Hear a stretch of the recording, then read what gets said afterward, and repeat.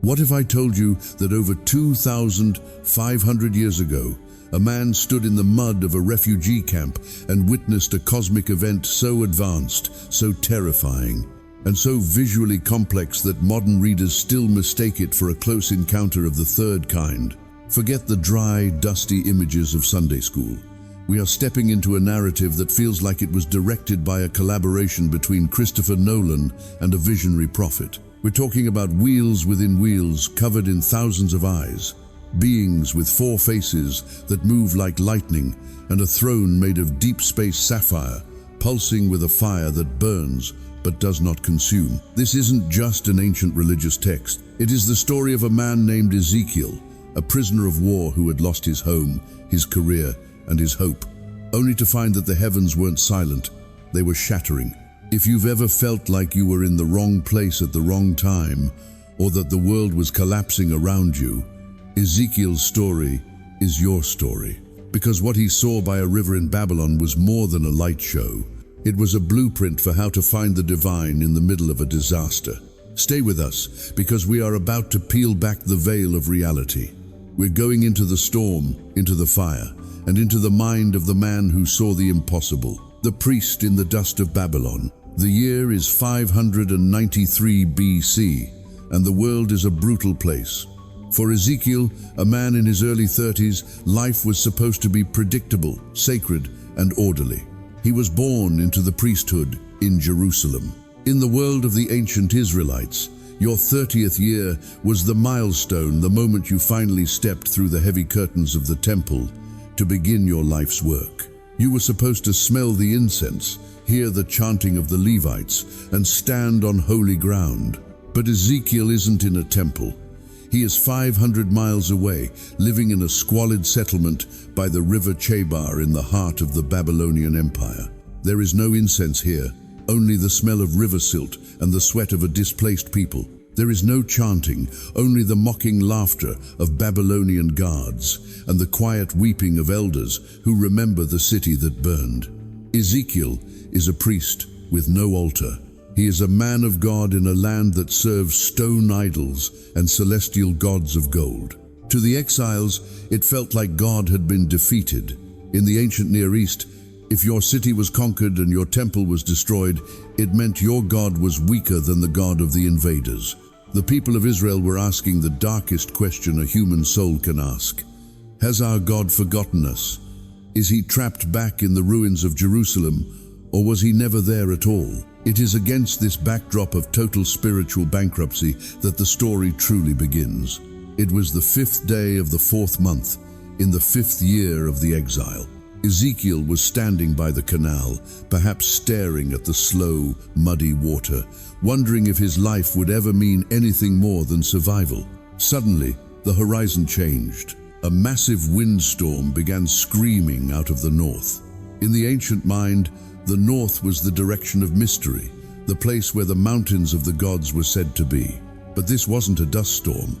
It was a gargantuan glowing cloud, surrounded by a halo of blinding brilliance. At its center, Ezekiel described something called hashmal in Hebrew, an amber-like glow, a fire that seemed to be folding in on itself, consuming its own energy. It was as if the sun had decided to descend and walk upon the earth. The anatomy of the supernatural. As the storm drew closer, the chaotic fire began to take shape. Ezekiel saw 4 living creatures, the cherubim. They weren't the chubby, winged babies you see on Valentine's cards. They were terrifying, majestic, and alien. They had the general form of humans, but their anatomy was a symphony of the surreal.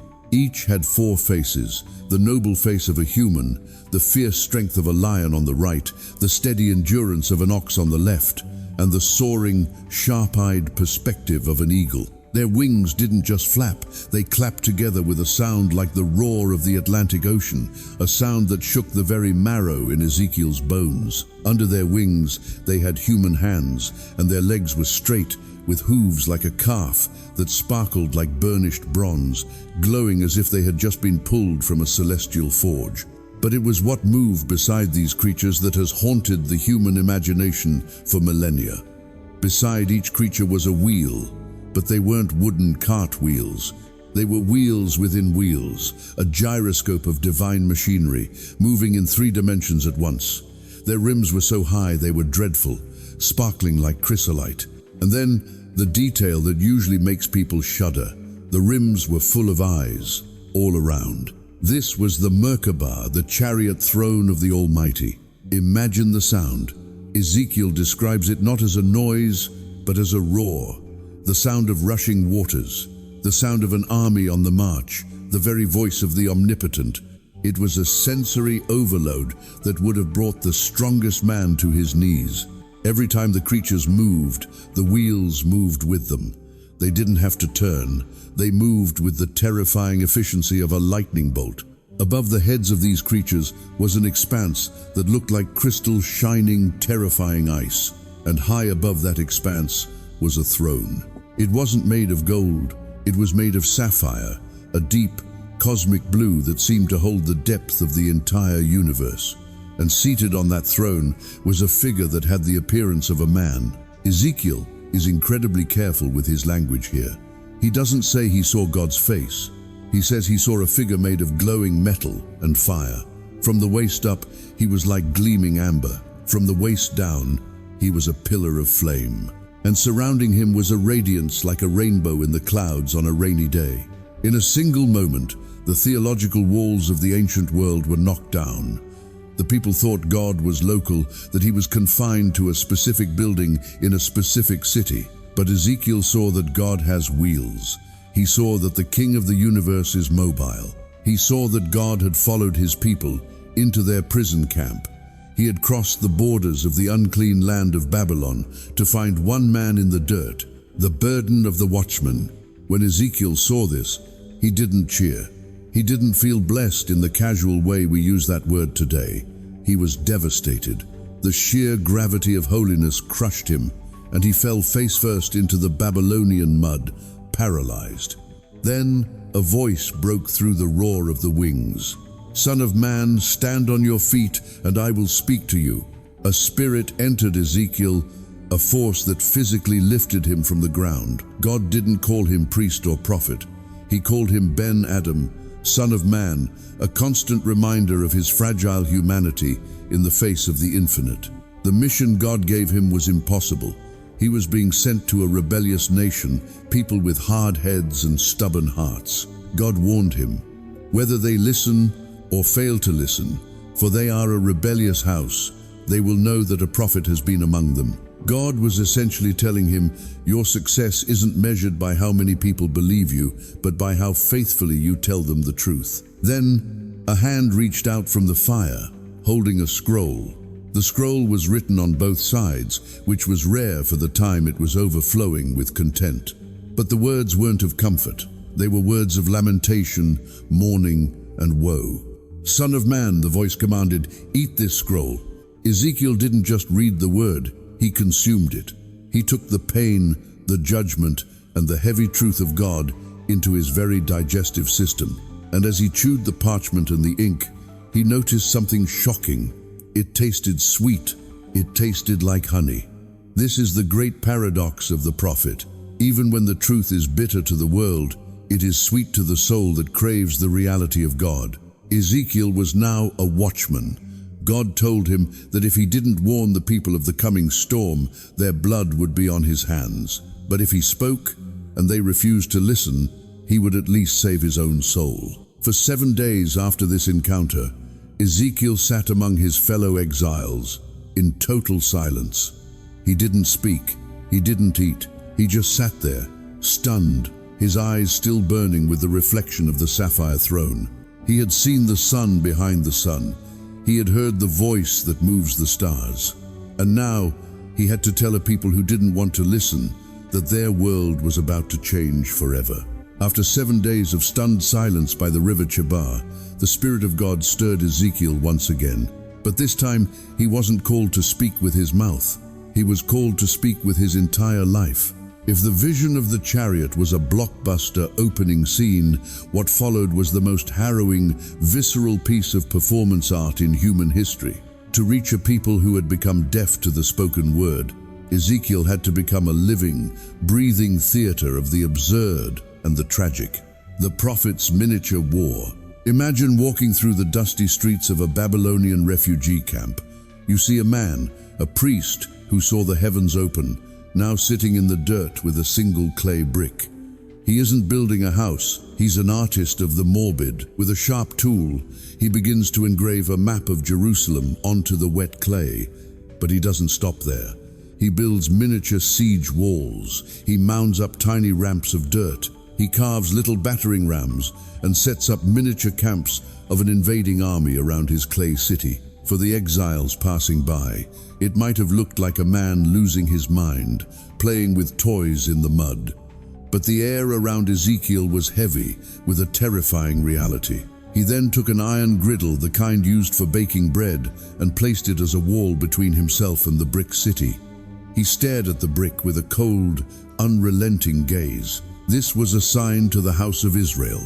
The iron plate represented the impenetrable barrier that now stood between God and his people. Their prayers were hitting an iron ceiling, and the siege of their sins had finally reached the breaking point. Ezekiel was showing them that Jerusalem, the city they thought was invincible because God lived there, was already a target in the sights of heaven. The wait of 430 days. But the visual parables grew even more physically demanding. God commanded Ezekiel to lie down on his left side and stay there for 390 days. Every single day represented a year of northern Israel's rebellion. Then, when that year of agony was over, he was to flip over and lie on his right side for 40 days to represent the sins of Judah. Think about the physical toll. For over a year, this man lived in the dirt on one side of his body. His muscles would have atrophied. His skin would have grown calloused and sore. The neighbors would have gathered to gawk at the madman who wouldn't move, whose body had become a human clock ticking down the centuries of a nation's failure. He was literally bearing the weight of their guilt in his own bones. He was a human monument to the fact that God's patience is long, but it is not infinite. The bread of despair and the dung controversy. While Ezekiel was pinned to the ground by this divine command, he was given a specific, meager diet. He was told to mix wheat, barley, beans, lentils, millet, and spelt, basically taking the scraps of whatever was left in the bottom of the grain bins and bake them into small cakes of bread. Today, people buy Ezekiel bread in health food stores across America as a biblical superfood. But in the original context, it was the bread of the apocalypse. It was the food of people so desperate they had to scrounge for every random bean just to survive a famine. But then came the detail that turned Ezekiel's stomach. God told him to bake this bread over a fire fueled by human dung. For a priest like Ezekiel, who had spent his life obsessed with purity and the laws of holiness, this was the ultimate humiliation. It was a visceral representation of how defiled the people had become. Ezekiel, for the first time, pleaded with God. "Ah, sovereign Lord, I have never defiled myself. From my youth until now, I have never eaten anything found dead or torn by wild animals. No impure meat has ever entered my mouth." In a rare moment of divine concession, God allowed him to use cow dung instead. But the message hit the exiles like a physical blow. Jerusalem was going to be so choked by siege and starvation that they would eat their bread in filth, surrounded by the stench of death and the loss of all dignity. The barber's sword. As if the lying in the dirt and the defiled bread weren't enough, God gave Ezekiel a third task. He told him to take a sharp sword, not a razor, but a weapon of war, and use it to shave his head and his beard. In the ancient world, for a priest to be bald was a sign of extreme mourning and utter shame. Ezekiel then took a pair of scales and meticulously weighed the hair.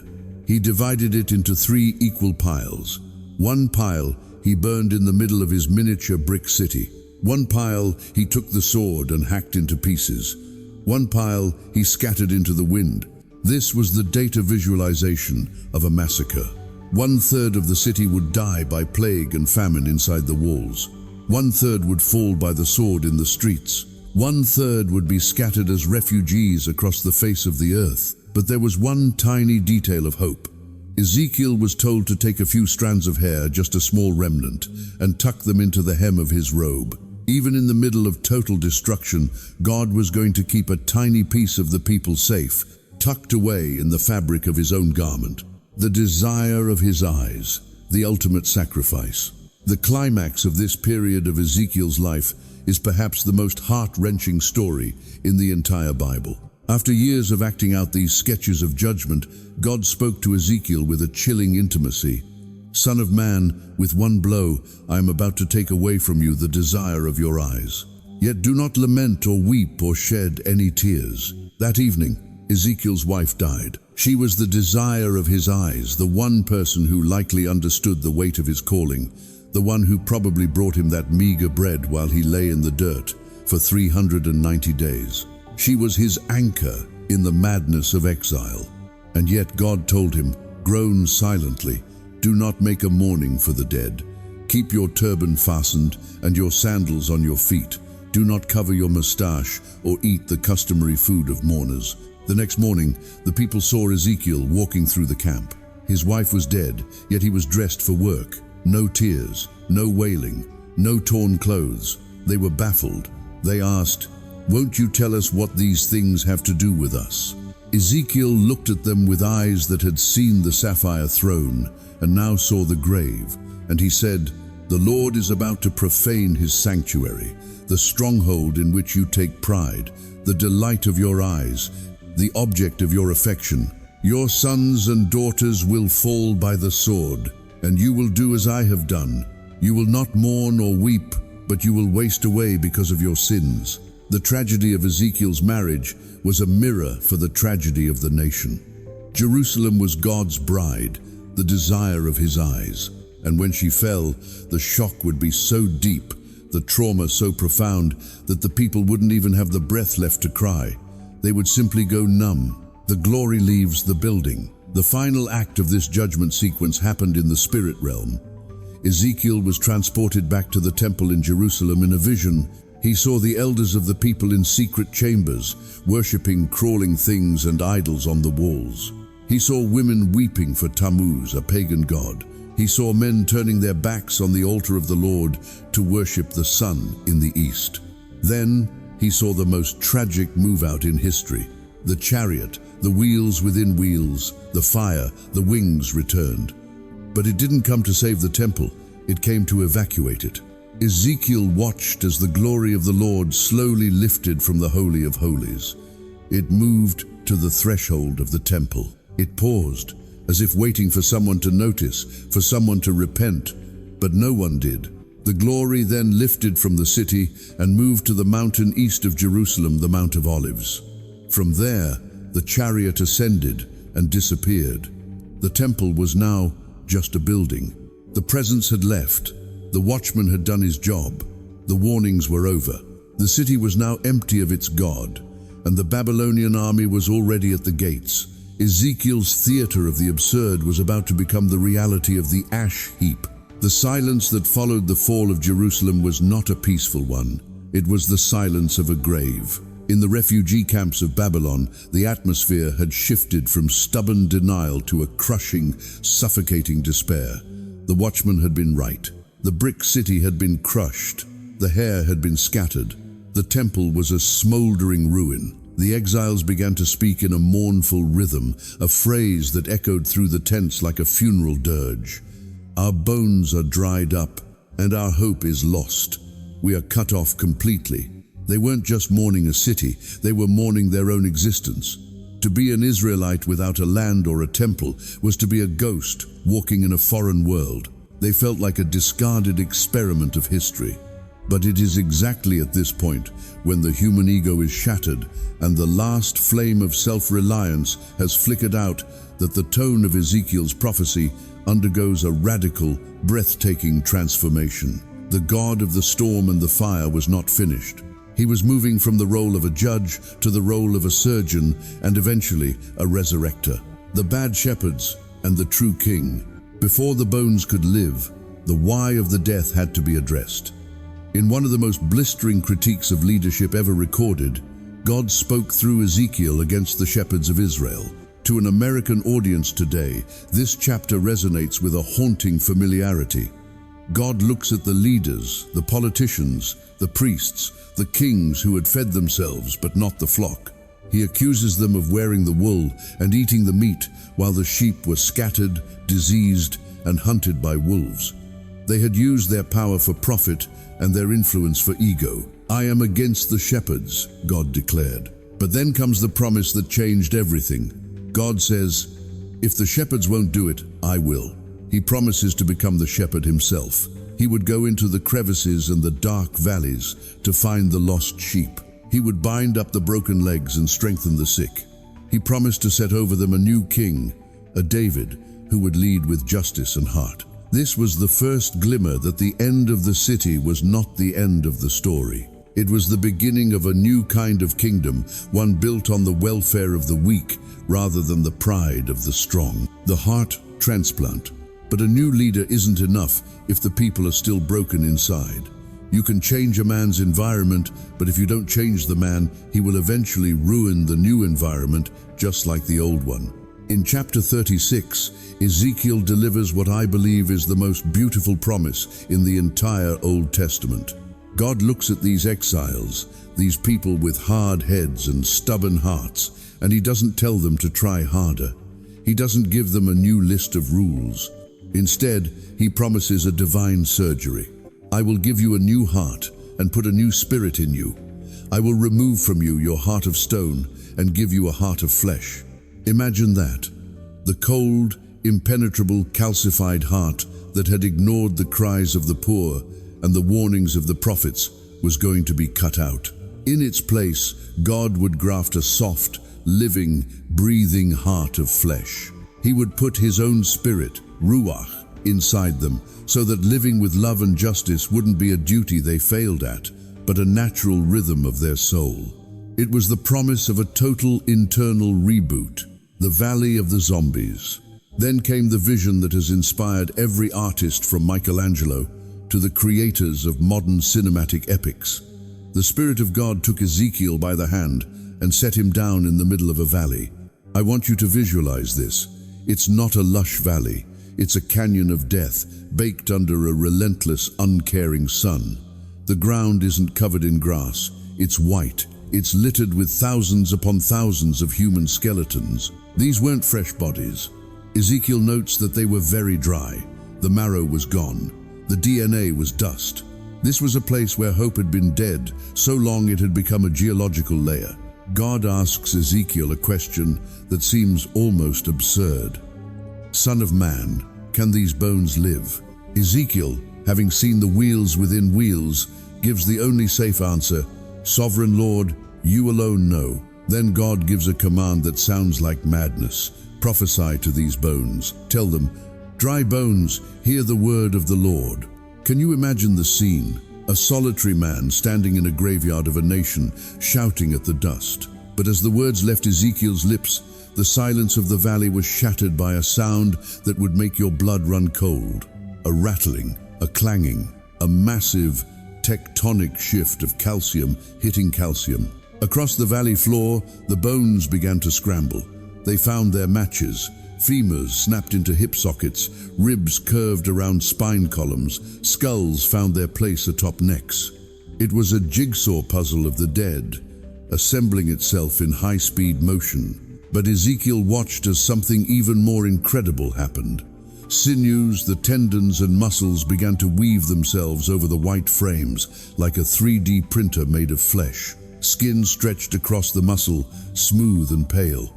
In a matter of moments, the valley was no longer full of scattered bones. It was full of bodies. But there was a problem. They were perfect, they were whole, but they were still dead. They were statues of meat and bone, lying silent under the Babylonian sun. There was no pulse, there was no thought. They were zombies, in the truest sense, forms without life. God speaks again.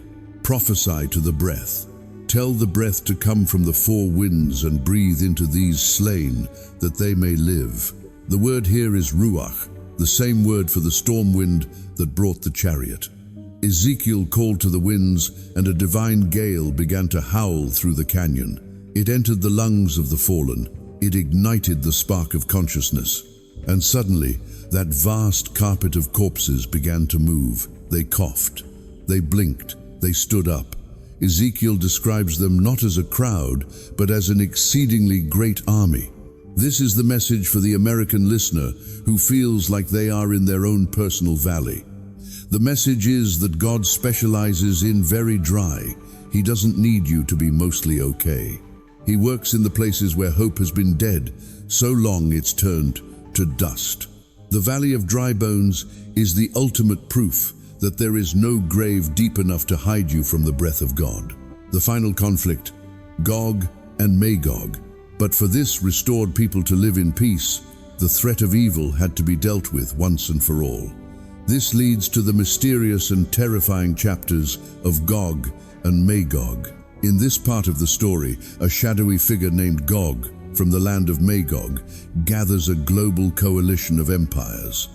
They look at the restored, peaceful, unwalled people of God and see an easy target. They descend upon the land like a cloud covering the earth.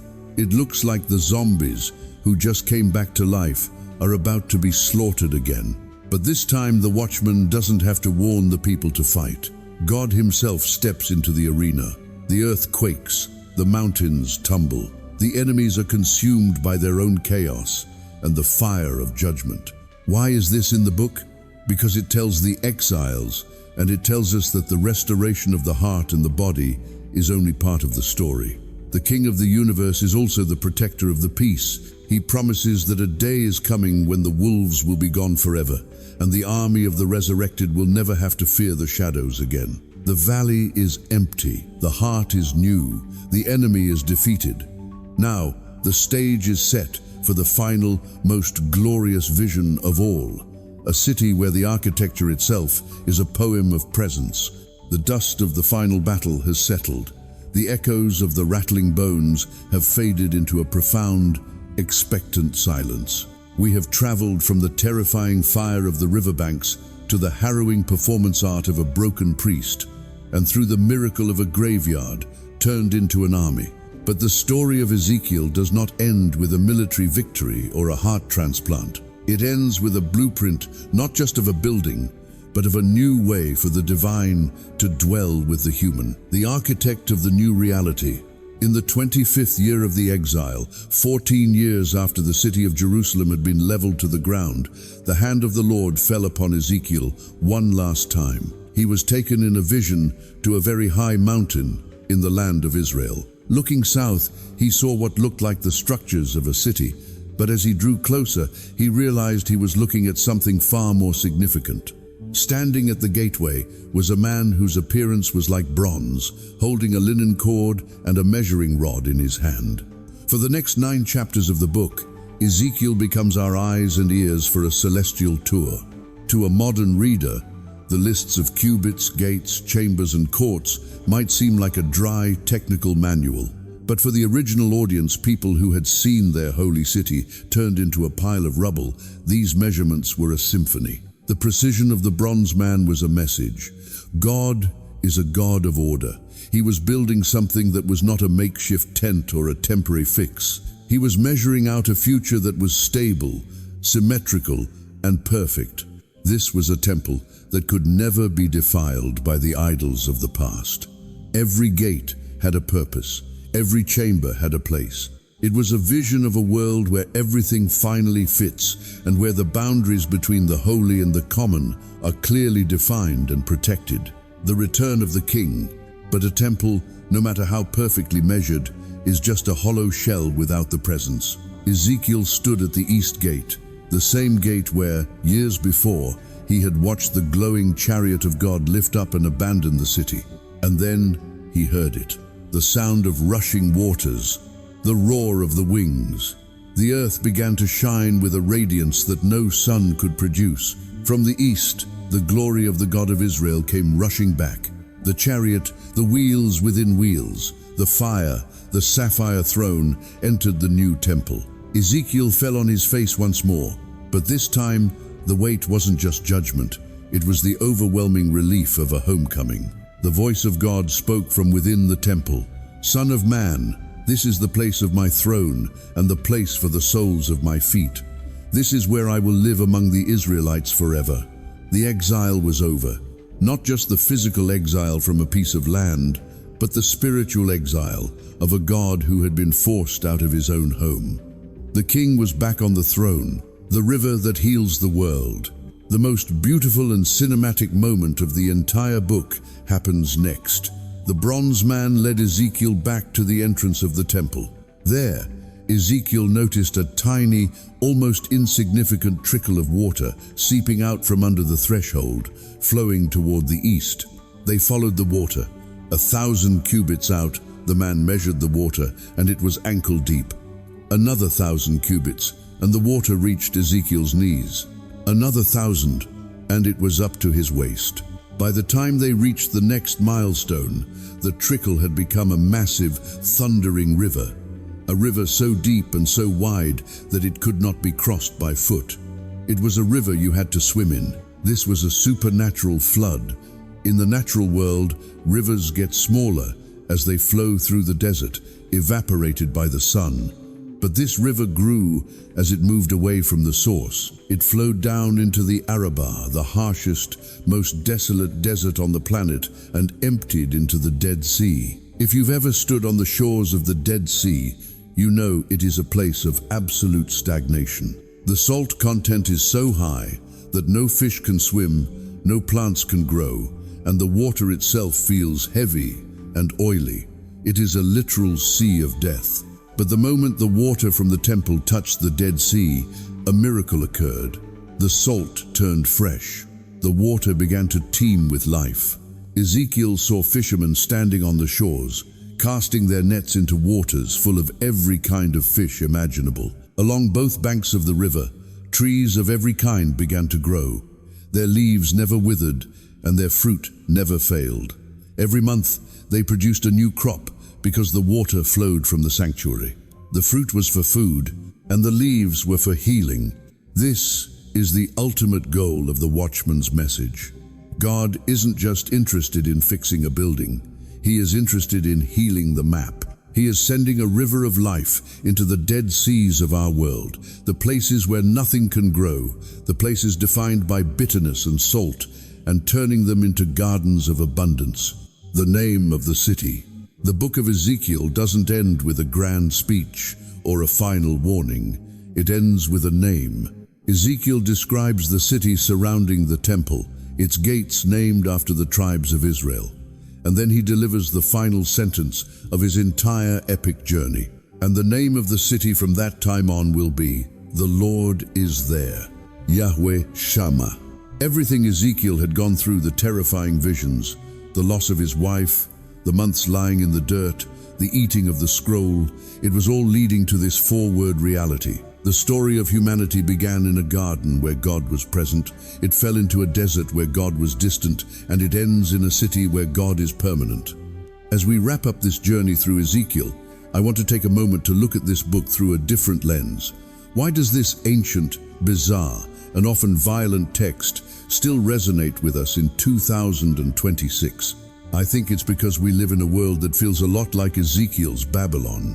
We live in an age of exile, a time when many feel disconnected from their purpose, overwhelmed by the storms of global chaos, and trapped in valleys of dry bones, whether those are economic, social, or personal. Ezekiel teaches us that the wheels are always turning. He tells us that even when we are by the river Chebar, in the middle of our own personal prison camp, God is mobile. He isn't stuck in the past, and he isn't stuck in a building. He is looking for a watchman, someone who is willing to see the world as it truly is, but also as it could be. The most powerful takeaway for me is the heart transplant. We spend so much of our lives trying to fix our behavior, trying to try harder, but Ezekiel tells us that the real fix is internal. It's about trading that heart of stone, the numbness, the cynicism, the hardness we develop to protect ourselves for a heart of flesh, a heart that can feel again, a heart that can breathe. Ezekiel was a man who lost everything but gained a vision of the throne. He reminds us that our trauma doesn't have to be the end of our story. It can be the forge that prepares us to carry a message that the world desperately needs to hear. Thank you so much for walking through this cinematic journey of Ezekiel with me today. It has been a massive undertaking to tell this story, and I truly hope it has sparked something in you, maybe a bit of hope for your own dry bones, or a new perspective on the storms in your life. If you enjoyed this deep dive into the weird, wonderful, and powerful world of biblical storytelling, please hit the like button. It sounds simple, but it truly helps the algorithm show this story to more people who might be sitting in their own valleys right now. I'd love to hear your thoughts in the comments. Which part of Ezekiel's journey hit you the hardest? Was it the wheels within wheels, the valley of dry bones, or the river of life? Let's start a conversation down there. I make it a point to read through your feedback, and it helps me decide which epic story we should tackle next. Don't forget to subscribe and hit that notification bell. We have so many more stories to tell, narratives of fire, faith, and the human spirit that have shaped our world for thousands of years. Share this video with a friend who needs a reminder that the river of life is still flowing. Until next time, stay watchful, keep your heart soft, and remember, no matter how desolate the desert, the name of the future is, the Lord is there. Peace.